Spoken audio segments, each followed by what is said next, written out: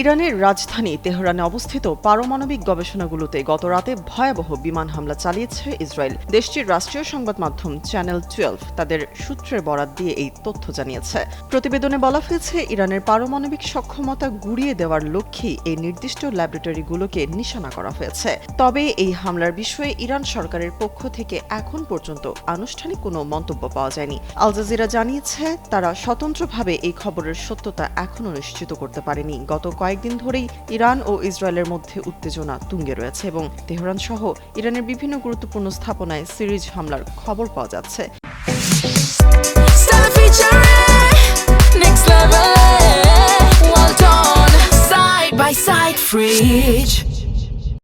এসব হামলা মধ্যপ্রাচ্যের যুদ্ধ পরিস্থিতিকে আরও জটিল ও বিপজ্জনক করে তুলবে বলে আশঙ্কা করা হচ্ছে।